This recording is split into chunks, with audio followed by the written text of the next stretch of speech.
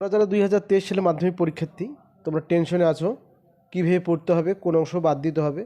তো আমি এর পূর্বের ভিডিওতে এই পরিবেশের জন্য ভাবনা অধ্যায়ের 2019, 20 এবং 22 সালে প্রশ্ন নিয়ে আলোচনা করেছি। আমি এই ভিডিওতে 2023 সালে যারা পরীক্ষার্থী পরিবেশের জন্য ভাবনা অধ্যায়টা কীভাবে পড়তে হবে আমি সেই নিয়ে বিস্তারিত সুন্দর করে আলোচনা করেছি। ধৈর্য সহকারে ভিডিওটি সম্পূর্ণ দেখো, তাহলে তোমাদের আর অন্য কিছু পড়তে হবে না, এখান থেকে 100% কমন পাবে। তো ভিডিওটি ভালো লাগলে অবশ্যই লাইক শেয়ার করবে এবং চ্যানেলটি সাবস্ক্রাইব করে রাখবে। তার মাধ্যমিকের সম্পূর্ণ সাবজেক্টের সব অধ্যায় পাওয়ার জন্য অবশ্যই চ্যানেলটি সাবস্ক্রাইব করে রাখবে। বায়ুমণ্ডল কি? যে গ্যাসীয় আবরণ পৃথিবীকে ঘিরে রেখেছে তাকে বায়ুমণ্ডল বলে। খুব সহজ কথা, যে গ্যাসীয় আবরণ পৃথিবীকে ঘিরে রেখেছে তাকে আমরা বায়ুমণ্ডল বলবো। বায়ুমণ্ডলের উপাদান একটা টেকনিক দেখো, আর নাইট্রোজেন 7, 8, 9, 7, 8, 9 মানে পয়েন্টের পরে 2 ঘর রাখার জন্য শূন্য দিয়েছি, 7, 8, 0, 9%। অক্সিজেন 20.95, শুধু অক্সিজেনটা মনে রাখবে 20.95। আর নাইট্রোজেন 7, 8, 9, 20.95। এখান থেকে দেখে নেব আর্গন, যদি আমরা এখান থেকে যদি এই দুইটা এখানে 95 থেকে বাদ দিই তাহলে 0.93, এখান থেকে 2 বাদ দেবো আর 95 থেকে 2 বিয়োগ করবো 0.93। এই 0.93 9 যদি বাদ দিই তো 0.03 হচ্ছে কার্বন ডাইঅক্সাইড। মনে রাখা খুব কৌশল। এইসব গ্যাসীয় উপাদান এবং জলীয় উপাদান হচ্ছে বায়ুমণ্ডলের প্রধান উপাদান। বায়ুমণ্ডলের স্তরসমূহ দেখে নাও। বায়ুমণ্ডলে 6টি স্তর আছে। 6টি স্তর। প্রথম স্তরটা ট্রোপোস্ফিয়ার। ট্রোপোস্ফিয়ারে দেখে নাও, এখানে আমি টেকনিক দিয়েছি উচ্চতা বৃদ্ধির সাথে সাথে উষ্ণতা ও চাপ কমে। এখানে প্রতি কিলোমিটার উচ্চতা বৃদ্ধিতে 6.5 ডিগ্রি সেন্টিগ্রেড তাপমাত্রা কমে, যেটা এমসিকিউর জন্য খুব ইম্পর্টেন্ট। এখানে 75% বায়ু বা গ্যাসীয় উপাদান থাকে, 75% বায়ু থাকে। এই স্তরে বায়ু সবচেয়ে বেশি, তাই এই স্তরের ঘনত্ব সবচেয়ে বেশি, এই স্তরে চাপ সবচেয়ে বেশি। এটা খুব মনে রাখার কৌশল। এই স্তরে ঝড় বৃষ্টি হয়, বাতাস যেহেতু আছে ঝড় বৃষ্টি মেঘ হয়, তাহলে এই স্তরকে ক্ষুদ্রমণ্ডল বা পরিবর্তনশীল মণ্ডল বলে। এই স্তর 16 থেকে 18 কিলোমিটার উচ্চতা বিস্তৃত। এই স্তর সবচেয়ে উপরে যে আছে একটা স্থির উষ্ণতার একটা অঞ্চল আছে, যে অঞ্চলে উষ্ণতা -56 ডিগ্রি সেন্টিগ্রেড, এটাকে বলা হয় ট্রোপোপস। তাহলে ট্রোপোপস কাকে বলে? স্ট্রাটোস্ফিয়ারের সবচেয়ে উপরের একটা অংশ, সেটা হচ্ছে ট্রোপোপস। তো 2 নম্বরে আসো, স্ট্রাটোস্ফিয়ার। স্ট্রাটোস্ফিয়ারে দেখে নাও টেকনিকটা, উচ্চতা বৃদ্ধির সাথে সাথে উষ্ণতা বাড়ে, চাপ কমে যায়। এখানে কিন্তু বায়ু অক্সিজেন খুব কম থাকে। এখানে ঝড় বৃষ্টি মেঘ হয় না, যেহেতু বায়ুর পরিমাণ খুবই কম থাকে। এটা শান্তমণ্ডল। এখানে জেট প্লেন চলে। এখানে শুধুমাত্র ওজোন থাকে, ওজোন গ্যাস 95% ওজোন গ্যাস থাকে। এই স্তর থেকে 20 থেকে 50 কিলোমিটার এর উপরে, এই স্তর সর্বোচ্চ উপরে স্থির উষ্ণতার অঞ্চল আছে। এই অঞ্চলকে বলা হয় 0 ডিগ্রি সেন্টিগ্রেড তাপমাত্রা অঞ্চল বা স্ট্রোপোস। তোমরা যারা 2023 সালের পরীক্ষার্থী মনে রাখবে, এই ওজোন স্তর বা এই স্ট্রাটোস্ফিয়ারে যে ওজোন স্তর আছে, এইখানে তোমার জন্য খুবই ইম্পর্টেন্ট, খুবই ভেরি ভেরি ইম্পর্টেন্ট। এটা পরীক্ষায় আসার মতো। ওজোন স্তর বা ওজোন স্ফিয়ার, তাহলে স্ট্রাটোস্ফিয়ারে অবস্থিত 20 থেকে 30 কিলোমিটার উচ্চতার 3টি অক্সিজেন পরমাণু দ্বারা ওজোন গ্যাসের যে স্তর থাকে তাকে ওজোন স্তর বা ওজোন স্ফিয়ার বলে। এই ওজোন স্তর সূর্যের ক্ষতিকর রশ্মিকে শোষণ করে পৃথিবীর জীবজগৎকে রক্ষা করে চলছে। সূর্যের যে ক্ষতিকর রশ্মি, অতিবেগুনি রশ্মি, আল্ট্রাভায়োলেট রশ্মি, এই রশ্মিটাকে এই ওজোন স্তর শোষণ করে নেয়। তাই ওজোন স্তর পৃথিবীর জন্য আশীর্বাদ। ওজোন স্তরের সৃষ্টি খুব দেখে নাও, আমি একটু বলছি আল্ট্রাভায়োলেট মানে অতিবেগুনি রশ্মি বা আল্ট্রাভায়োলেট রশ্মি, এটা অক্সিজেনকে বিয়োজিত করে অক্সিজেন 2টা পরমাণু তৈরি করে। অক্সিজেন আবার এই অক্সিজেন পরমাণুর সঙ্গে সংযুক্ত হয়ে ওজোন এবং তাপ উৎপন্ন করে। খুব সহজ বিক্রিয়া, এটা চিন্তা করলেই মনে রাখতে পারবে। আমি আবার বলতেছি, অতিবেগুনি রশ্মি ফোটন কণাটা অক্সিজেনকে বিয়োজিত করে অক্সিজেন পরমাণু তৈরি করে, অক্সিজেন পরমাণু আবার অক্সিজেনের সাথে বিক্রিয়া করে ওজোন এবং তাপ উৎপন্ন করে। ওজোন স্তর ধ্বংস। ওজোন স্তর পাতলা হয়ে যাওয়াকে, ঘটনাকে ওজোন স্তর ক্ষয় বা ওজোন স্তর ধ্বংস বলে। ওজোন গহ্বর বা ওজোন হোল বলে। ওজোন স্তর ধ্বংসের কারণ দায়ী যৌগসমূহ খুব ইম্পর্টেন্ট তোমাদের জন্য, এমসিকিউ বা পরীক্ষায় আসতে পারে শর্ট প্রশ্ন হিসেবে। মনুষ্য সৃষ্টি সিএফসি, ক্লোরোফ্লোরোকার্বন, নাইট্রোজেন অক্সাইড সমূহ, এটা নাইট্রিক অক্সাইড, নাইট্রোজেন পার অক্সাইড, নাইট্রোজেন ট্রাইঅডস, এটা হ্যালোজেন যৌগ। হ্যালোন হচ্ছে হ্যালোন যৌগ, হ্যালোন যৌগ 12, 11 আর 13, 0, 1।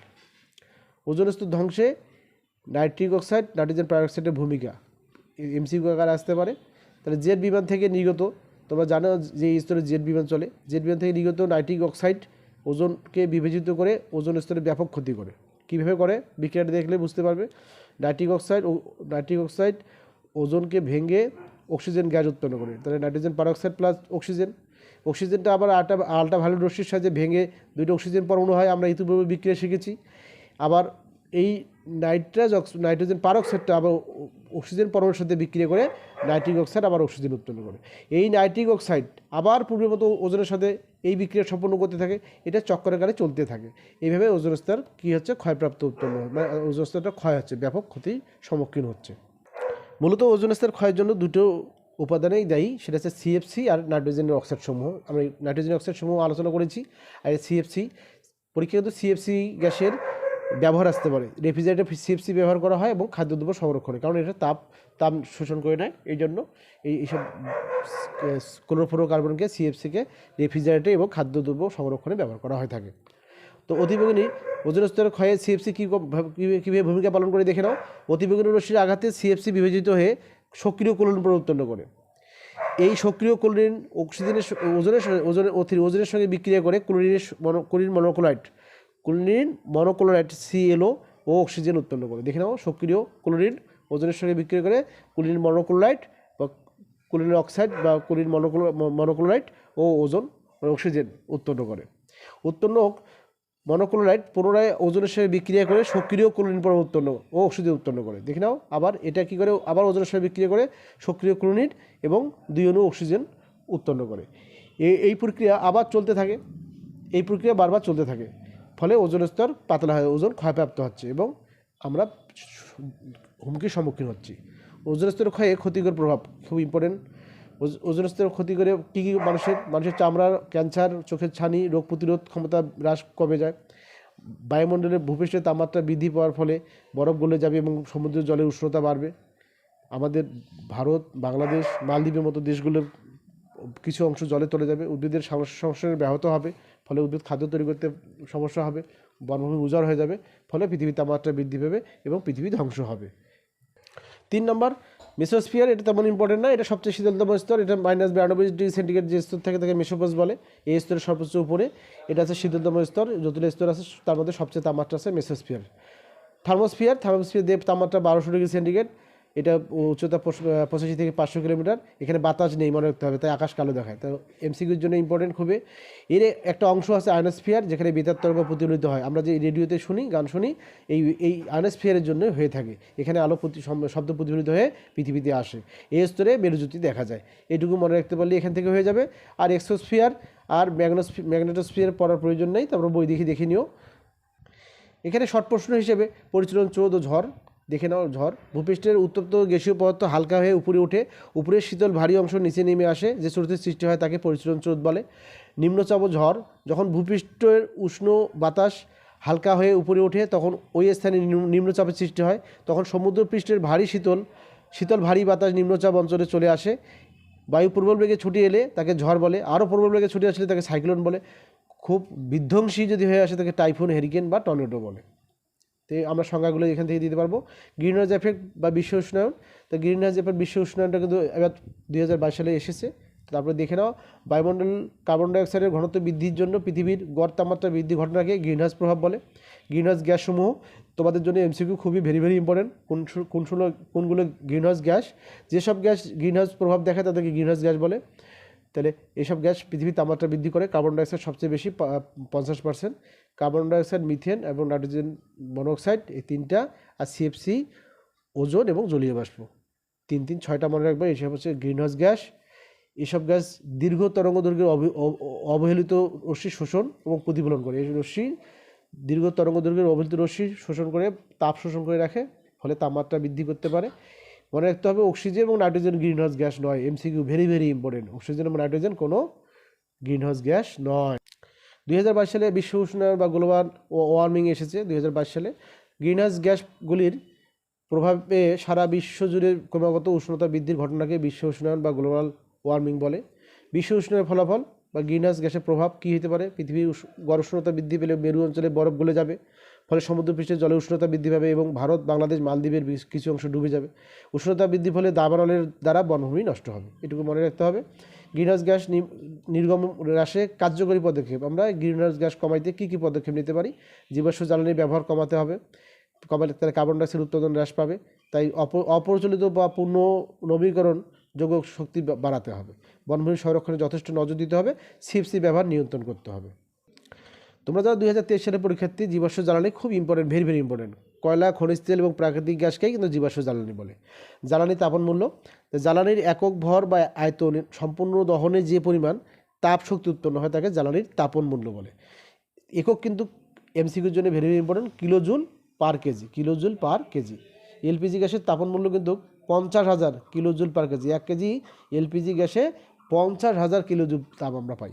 জীবাশ্ম জ্বালানি সংরক্ষণের প্রয়োজনীয়তা, এই জীবাশ্ম জ্বালানি সংরক্ষণের প্রয়োজনীয়তা নিত্য নতুন শিল্পায়নে জীবাশ্ম জ্বালানির চাহিদা বেড়েই চলছে। আমরা যে প্রতিদিন শিল্প হচ্ছে, অচিরেই যাতে এই শিল্প নিষ্কাশিত না হয়, আমাদের আগামী প্রজন্ম যাতে ব্যবহার করতে পারে, তার জন্য জীবাশ্ম জ্বালানি সংরক্ষণের প্রয়োজন। জীবাশ্ম জ্বালানি সংরক্ষণের প্রয়োজনীয় পদক্ষেপ আমরা কী কী পদক্ষেপ নিতে পারি? অপচয় রোধ করতে হবে, বিকল্প শক্তি যেমন সৌরশক্তি, বায়ুশক্তি, তাপীয় শক্তি, জোয়ার ভাটার শক্তি ইত্যাদি ব্যবহার করতে হবে। এইসবকে বিকল্প শক্তি বলা হয়। এই জীবাশ্ম জ্বালানির বিকল্প শক্তি বলা হয় কাকে? সৌরশক্তি, বায়ুশক্তি, তাপীয় শক্তি, জোয়ার ভাটার শক্তি ইত্যাদিকে বলা হয় বিকল্প শক্তি। বিকল্প শক্তি দেখে নাও যে বিকল্প শক্তির উৎসগুলো কী কী? অপ্রচলিত শক্তির উৎস, প্রচলিত বোঝো, বায়ুশক্তি ও বায়োমাস হচ্ছে চিরাচরিত বা প্রচলিত শক্তি। কী কী বললাম? দুইটা বললাম। প্রচলিত শক্তি কী কী? বায়ুশক্তি ও বায়োমাস হচ্ছে প্রচলিত বা চিরাচরিত শক্তি। অপ্রচলিত শক্তি উৎস কী কী? সৌরশক্তি, জোয়ার ভাটার শক্তি, আর হচ্ছে তোমার ভূতাপীয় শক্তি হচ্ছে কিন্তু অপ্রচলিত বা অচিরাচরিত শক্তি উৎস। তার প্রচলিত আর অপ্রচলিত এমসিকিউর জন্য ইম্পর্টেন্ট। এই দুইটাকেই সবগুলোকেই বলা হয় প্রচলিত অপ্রচলিত দুইটা শক্তি উৎসকেই বলা হয় নবীকরণযোগ্য শক্তি। এই শক্তিগুলো পুনর্নবীকরণ শক্তি বলা হয়, বারবার পুনরায় ব্যবহার করা যায়, এই জন্য পুনর্নবীকরণ শক্তি বা নবীকরণ শক্তি বলা হয়। আর অনবীকরণ শক্তি হচ্ছে কয়লা, প্রাকৃতিক গ্যাস বা জীবাশ্ম জ্বালানি। জীবাশ্ম জ্বালানি কিন্তু একবার ব্যবহার করলে আর ব্যবহার করা যায় না, এই জন্য অনবীকরণ যোগ্য শক্তি হচ্ছে কয়লা, প্রাকৃতিক গ্যাস, আর নবীকরণ শক্তি হচ্ছে প্রচলিত অপ্রচলিত দুইটাই। প্রচলিত হচ্ছে বায়ুশক্তি আর বায়োমাস মানে দেখতে হবে, আর অপ্রচলিত হচ্ছে সৌরশক্তি, জোয়ার ভাটার শক্তি এবং ভূতাপীয় শক্তি।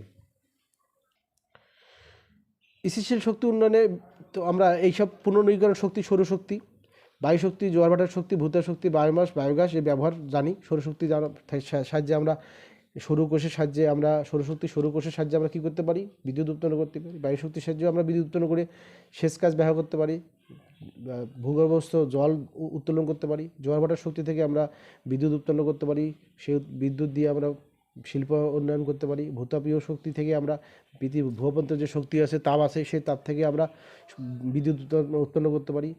বায়োগ্যাস থেকেও আমরা বিদ্যুৎ উৎপন্ন করতে পারি। এই শক্তিগুলো আমরা বিভিন্নভাবে ব্যবহার করতে পারি, বইতে একটু দেখে নেবে, তত ইম্পর্টেন্ট না। স্থিতিশীল উন্নয়নের ধারণা। স্থিতিশীল উন্নয়ন হলো এমন এক ধারণা বা পরিকল্পনা যা ভবিষ্যৎ প্রজন্মের নিজস্ব চাহিদা পূরণ করার ক্ষমতাকে ব্যাহত না করে বর্তমান প্রজন্মের চাহিদা পূরণ করা। 3টি প্রধান লক্ষ্য হচ্ছে পুনর্নবীকরণযোগ্য সম্পদের সুস্থায়ী ব্যবহার, সুস্থায়ী অর্থনীতি, সুস্থায়ী সমাজ। দেখে নাও শেষ প্রশ্ন, কয়লার খনির মিথেন। কয়লার খনি থেকে যে মিথেন উত্তোলন করা হয় আসলে মিথেন হাইড্রেটের রূপে করা হয়। 4 অণু মিথেন আর 23 অণু জল, এটা 13.3% মিথেন গ্যাস পাওয়া যায়। আর কোলবেট থেকে মিথেন, আমরা খনির কোলবেট থেকে মিথেন উত্তোলন করি। এটা বইতে দেখে নিও, এটা আর তেমন কিছু না। ধন্যবাদ। ভিডিওটি ভালো লাগলে অবশ্যই লাইক শেয়ার করবে। পরবর্তী ভিডিও পেতে অবশ্যই চ্যানেলটি সাবস্ক্রাইব করে রাখবে। তোমাদের পরীক্ষায় ভালো করার জন্য আমি প্রতিনিয়ত প্রত্যেকটা সাবজেক্টের প্রত্যেকটা অধ্যায়ের সুন্দর করে ভেবে উপস্থাপন করব। অবশ্যই ভালো থাকবে। সবাইকে ধন্যবাদ।